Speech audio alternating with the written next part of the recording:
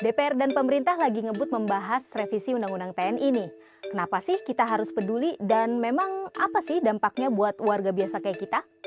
Presiden Prabowo mengusulkan pembahasan revisi Undang-Undang TNI di DPR diprioritaskan tahun ini. Padahal sebelumnya pembahasan itu nggak masuk daftar prioritas DPR tahun 2025 ini. Nggak tanggung-tanggung, pembahasannya ditargetkan selesai 21 Maret sebelum DPR reses. Salah satu hal yang dibahas dalam revisi Undang-Undang TNI adalah pelibatan TNI aktif yang semakin luas di jabatan-jabatan sipil, yang menurut para ahli bisa mengganggu tatanan sosial.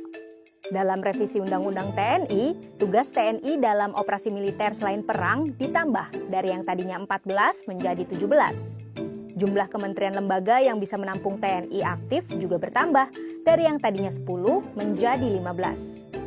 Kehadiran militer di lapangan dikhawatirkan membuat masyarakat sipil mundur karena mereka cenderung takut menghadapi TNI, kata peneliti.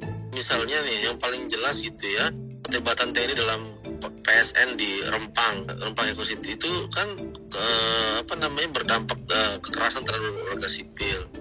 Kemudian di Merauke gitu ya, yang tanah rakyat dirampas, dan yang paling penting sebenarnya orang nggak sadar adalah ini memang pelan-pelan menggerus demokrasi.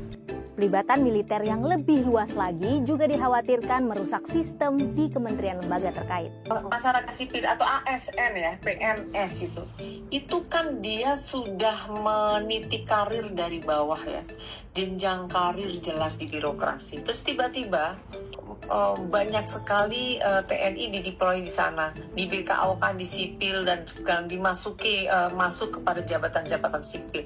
Ini kan demoralisasi terjadi.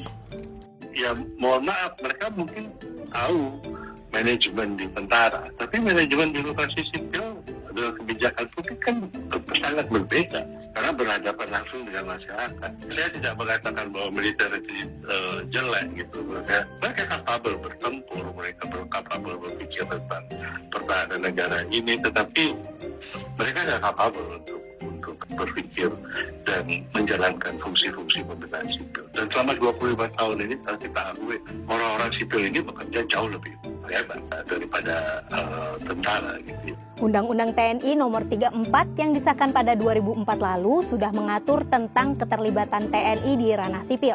Data dari Babinkum TNI mengungkap pada 2023 ada 2.500 prajurit aktif yang menduduki jabatan sipil di Indonesia.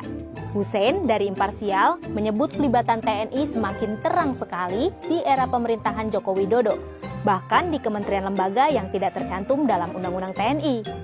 Dan itu diteruskan di era Prabowo, yang diprediksi akan semakin meluas lewat revisi Undang-Undang TNI ini.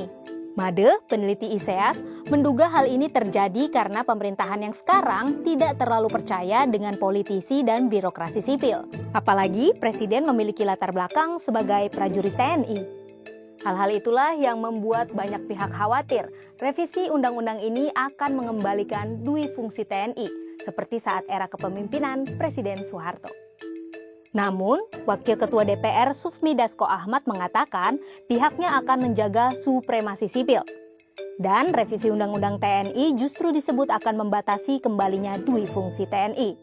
Kalau kamu termasuk tim yang setuju atau menentang revisi Undang-Undang TNI?